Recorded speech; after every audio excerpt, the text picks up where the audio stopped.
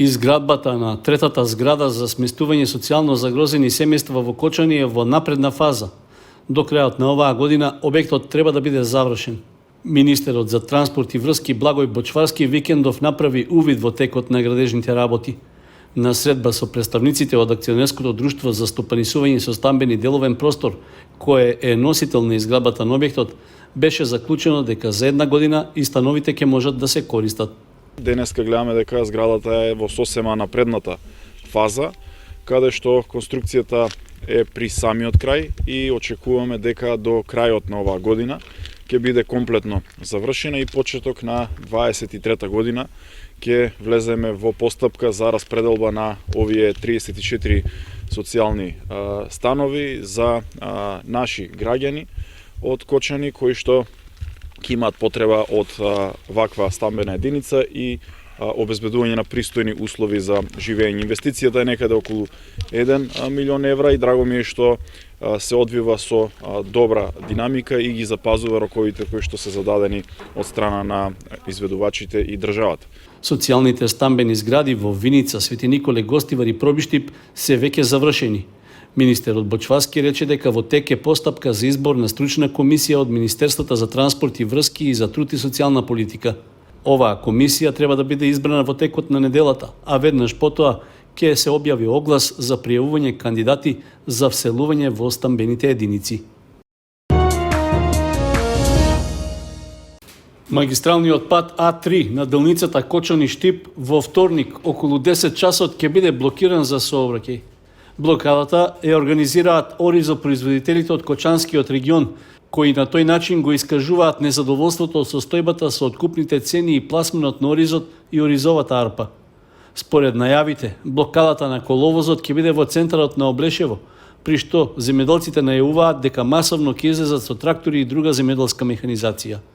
Протестот ќе почне во 10 часот, но не е најавено колку ќе трае и до кога ќе биде отежнат сообраќајот кон и од Кочани и другите населени места.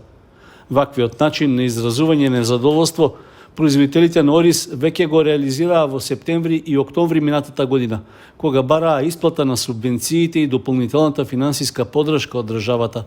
Исто така, и тогаш се пожалија на ниските откупни цени и отежнатиот пласман на произведените количини.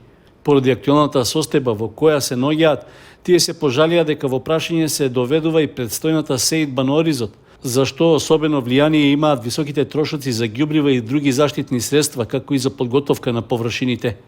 Вообичаено, додека трае протестот и блокадата, сообраќајот се одвива по едната коловозна лента на магистралниот пат, а полициски службеници наизменично ги пропуштаат возилата од двата правца.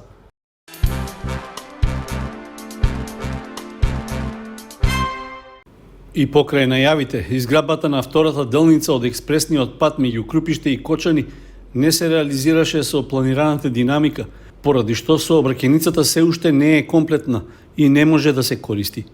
Министерот Бочварски најави дека новиот рок до кога треба да завршат работите е до почетокот на оваа есен. Со тоа, патниот правец ќе може да се користи по целата негова должина, наместо како досега од Три чешми до Крупиште.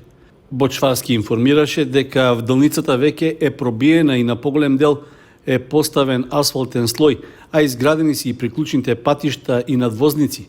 Освен тоа се поставува и неопходната заштитна и друга опрема.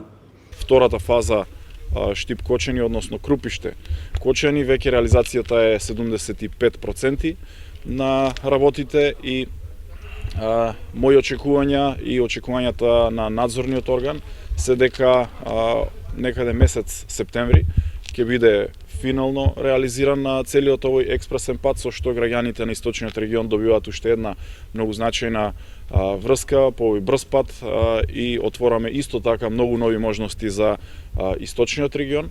Драго ми е што и овде градежните работи се одвиваат со една добра динамика и заради тоа што еве во текот на оваа 22 година, освен експресниот пат Штип Радовиш, секако и Штип Кочани, го завршуваме со што ја променуваме комплетно сликата на патната инфраструктура во целиот источен регион.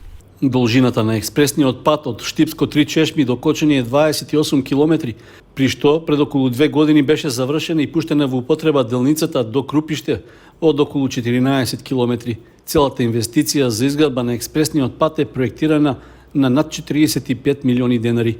Министерот Бочварски рече дека наскоро ќе се расчисти и одронот од Карпи на автопатот од Штип кон Миладиновци, што веќе 2 месеци ја загрозува безбедноста на сообраќајот. Веќе јавното предпријатие за државни патишта има јавна набавка за компанија која што ќе изврши санација на одронот, бидејќи секако дека не смееме да пристапиме кон брзо решение кое што ќе биде и штетно решение за поголемо обрушување на тие косини кои што се на автопатот.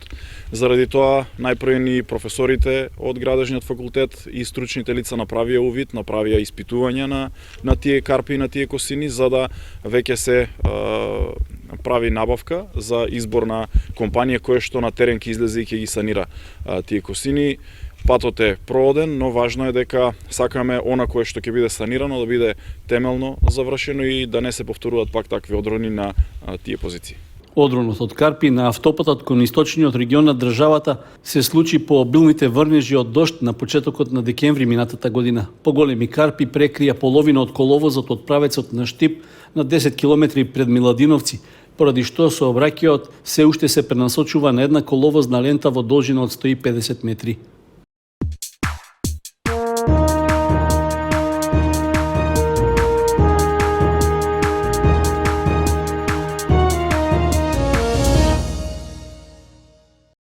Викендов фудбалерите на Осогово ги одиграа двата планирани контролни надпревара пред почетокот на пролетната сезона во втората фудбалска лига Исток.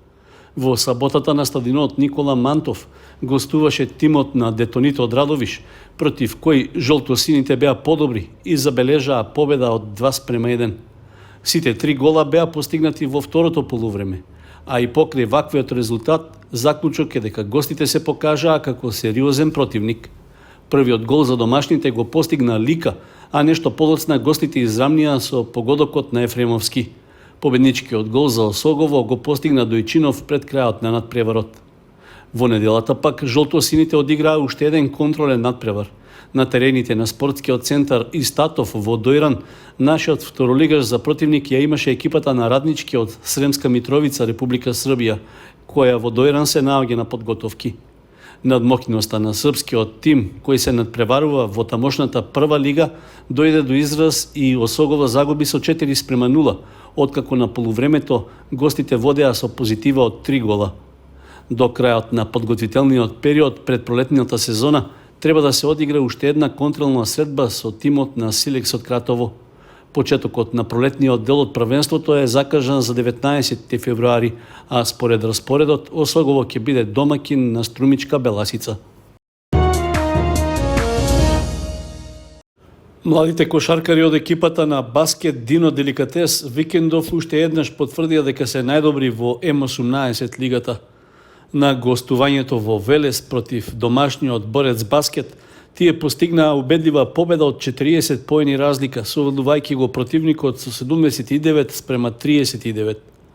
Во текот на целиот надпревар нашите момчиња имале предност и во своја корист ги добиле сите 4 четвртини, при што поголем отпор домашните кошаркари давале само во првите 2. Во вториот дел од средбата, кога веќе било се јасно, гостите од Кочани само ја потврдиле победата, дозволувајќи му на противникот во двете четвртини да постигне само 11 поени. Во М18 лигата тимот на баскет Дино Деликатес нема достоен противник, па заслужено се наоѓа на лидерската позиција. Тоа е уште една потврда дека кошарката кај нас постепено се враќа на старите патики што ги имаше некогаш. Наефикасен на надпреварот со Велешани бил Романов со 15, а потоа Лазарев, Дзмбов и Христов со по 11, односно 10 погодоци. По нив следуваат Христов, Манев, Коцев и останатите кошаркари.